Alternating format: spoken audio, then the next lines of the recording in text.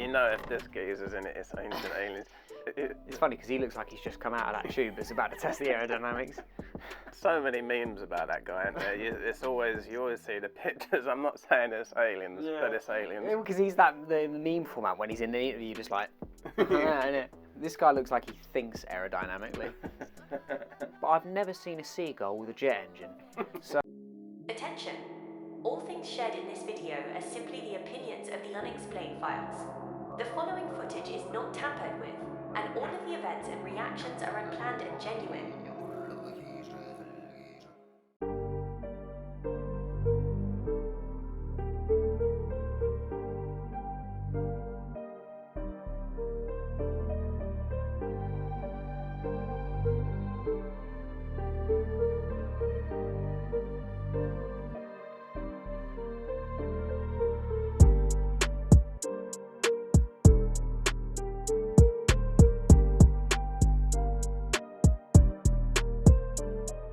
Good evening, everyone, and welcome back to another episode of the Unexplained Files. After our last reaction last week, we kind of got a little bit more interested in conspiracy theories and some of the things that we've seen in the past, like, let's be real, ancient alien stuff, quite fascinating. But both of us in the past have heard about these things called Vimanas, which, as I understand it, were kind of like, in Hindu texts, they were like, I don't want to say UFOs because that's quite a modern sort of concept, or well, modern from 2010, but like they were flying machines that existed through science, yogic sciences, I think, and I'm fucking intrigued because I've seen a lot about them. They talk about like there's like quite advanced schematics and stuff that have been and descriptions and sort of drawings of them. I've not ever really looked a lot into them, but I have heard about them over the years and maybe seen some stuff here and there. So. It's one of those things that, like, maybe when I was 15 I saw a video on and became obsessed, and for about 2 days consumed every bit of media about it I could, and in the 11 years since it's all gone except the idea that the one image I have in my mind is this weird, like, almost wedding cake looking thing that it will fly, and I'm fascinated by. So we've got a video here that has, apparently it's a Vimana model, and they have an experiment on how it could have worked. So it's from the History Channel. I don't know if it's specifically from Ancient Aliens, but it's following that kind of thing. It looked like it had that geezer in it. It probably was from Ancient Aliens, but fuck it, let's jump into it. University of California at Irvine, April 2017. Aerospace engineer Travis Taylor has obtained a model of an aircraft whose design specifications are based solely on information gleaned from ancient Indian texts that are believed to have been formally set to writing in 500 BC. To have flying machines back then would be quite impressive.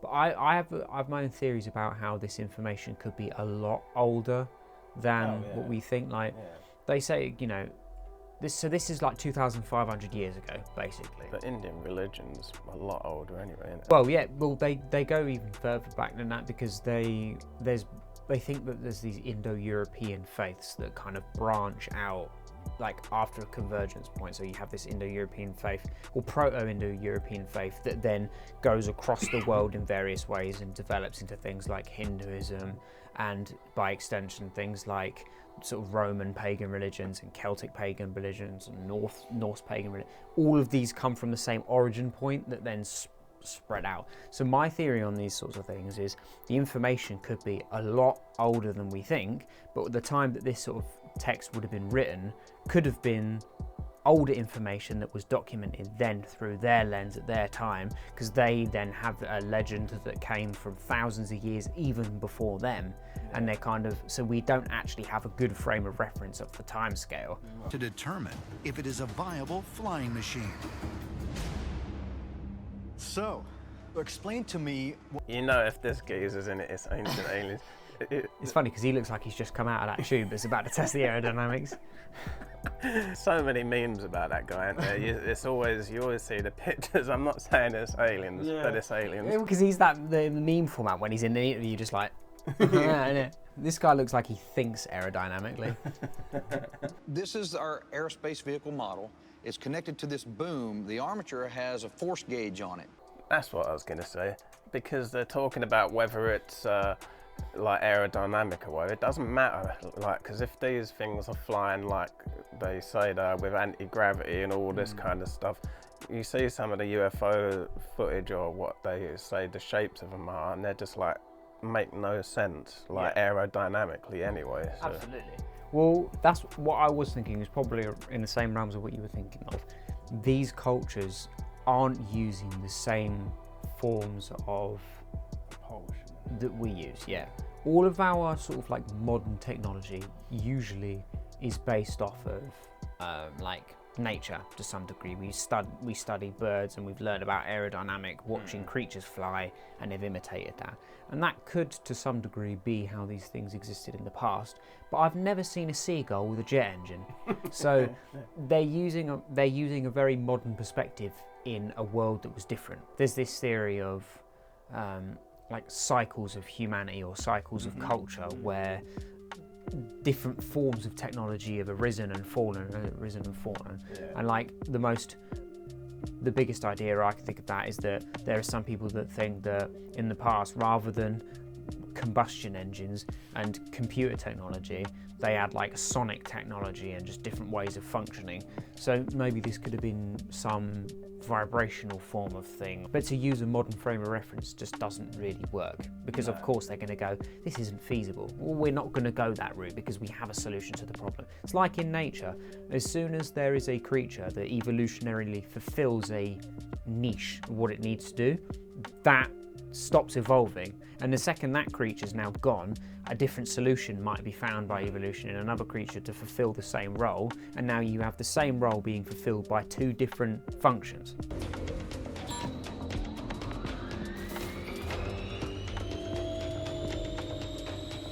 The flow's coming up to speed. While being subjected to Maybe if that geezer went in there, his air would be normal. When he come out, he'd go the opposite. it remains relatively steady. No side-to-side wobble.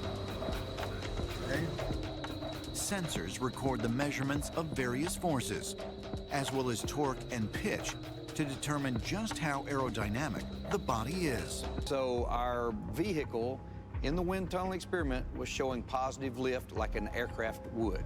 Did you expect these results from a shape that's like that?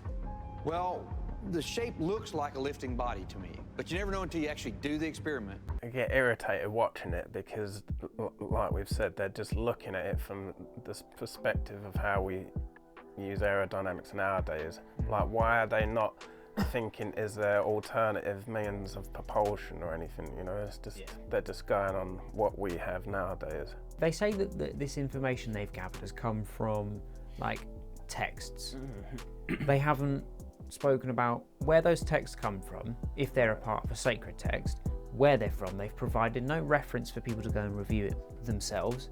So we're just basically taking their word on the fact that these texts exist, and that they say that they are this shape, and how they performed or anything. There's no ability to be able to go and review it. But I do find it interesting because there are a lot of places where there's like Sanskrit texts just compiled, like very, very, very, very old, and I'd love to see what sort of information was kept in there and whether there are other instances of technology that we don't know about. And what do you say to anyone who questions the idea that this information has been taken from a text that's at least 1,800 years old?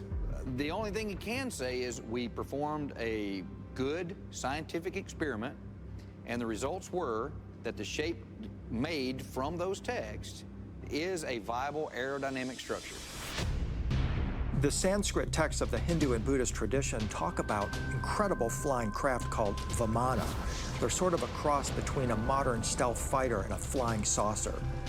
They describe several different types, including types that can travel from place to place, craft that can travel across the country, craft that can travel from planet to planet. Now, this is not in just one text. It's in all of the ancient Vedic texts. This discussion of flying machines. And it describes the propulsion system, it describes what they were able to do, like go really fast, become invisible. They had powerful weapons. I mean, it reads like Star Wars. What I don't like about that, speaking about it like that, is it's attempting to paint the picture from the perspective that it already is feasible as a UFO. Like, it has powerful weapons and it hovers about and so on and so forth. It's very much painting it like it is. Our conclusion is that we already believe in UFOs and we want them to be UFOs, so we are going to find the commonalities to help prove that this is the idea that it is. Let's, for argument's sake, say that you are a religious person and you believe that these are gods rather than beings from outer space. You're going to paint it like they are gods rather than UFOs. It's a different frame of reference, and that creates a different recording and outcome of what it could be. So I really don't like that they're going, oh, is it aliens? No.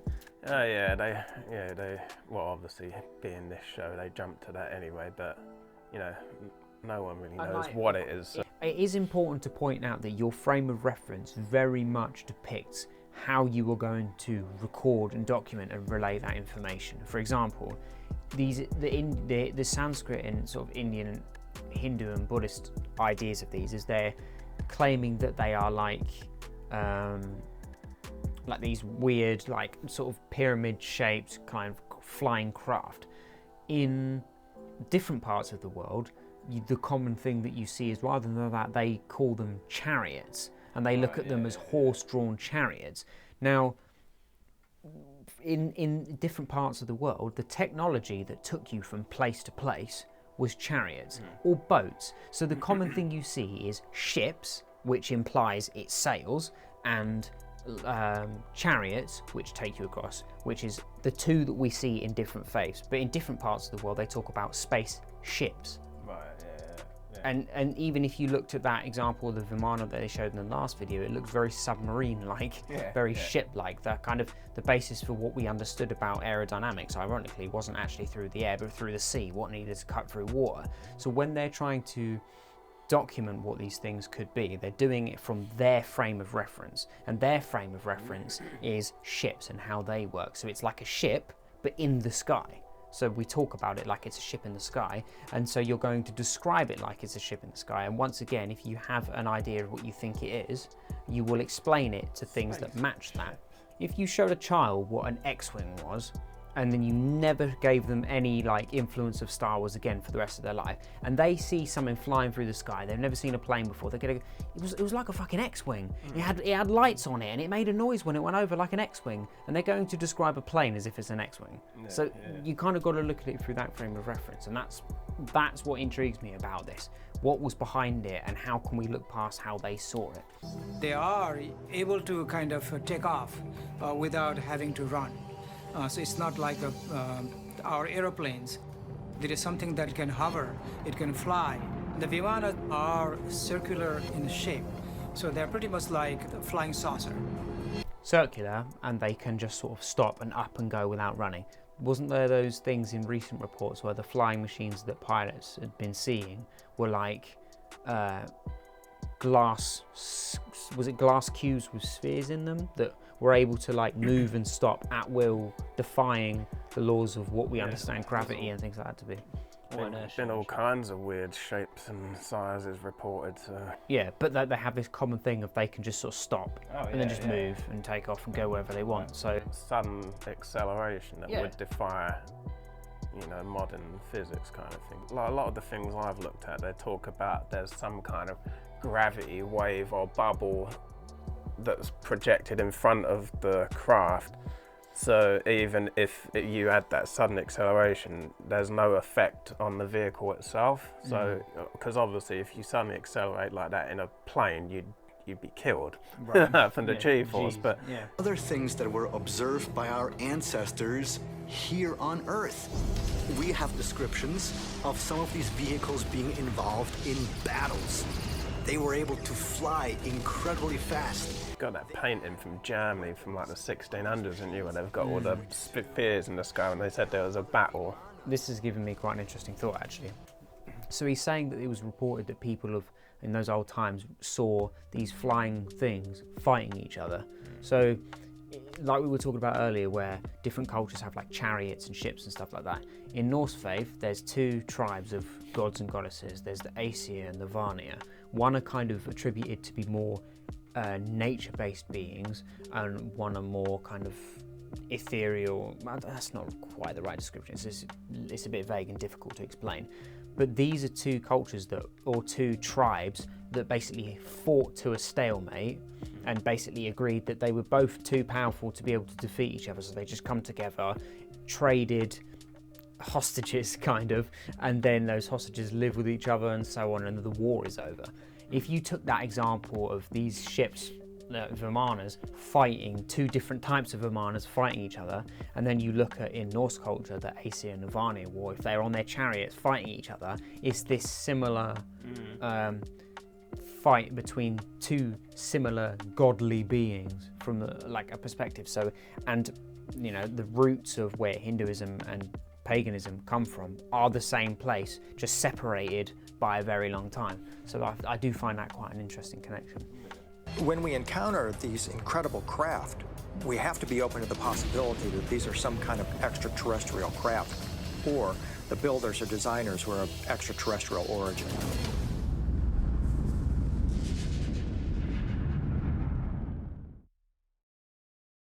Still good, interesting. Oh, I do like it, but my mind is spinning over this idea of where I drew that connection between ships and chariots and the gods and different perspectives from different cultures, and how there are kind of similar things. Like, faith does have a habit of spinning things further down the line. Like, there's those... It's kind of like that Chinese whispers or whatever it's called, isn't it? Where things change as they're told further and further down. Tribal people who started building like aeroplane runways and satellites and stuff, and they give like offerings and stuff in hope that supply drops are going to be dropped over them, like what happened in the war, and they still do it to this day. And if you've ever seen what they've built out of like wooden sticks, it looks like a fucking runway with like an air traffic control tower and shit.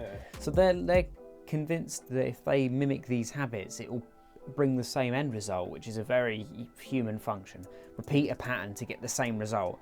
And if you took that and rather than, because I think this is only like, well, what, 60 years worth of time passed. Imagine that's now 6,000 or plus. How much that's going to twist and change.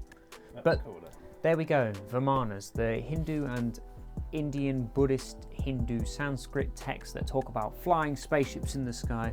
What do we think, folks? What are your beliefs in it? Do you know anything more about it? Have you researched it yourself in the past? And do you have any theories yourself about these things? Let us know in the comments. If you have any interesting theories that you want us, or conspiracy theories, sorry, that you want us to take a look at, leave that in the comments below. As always, you can email us with things you want us to share at the email that I put out here for you.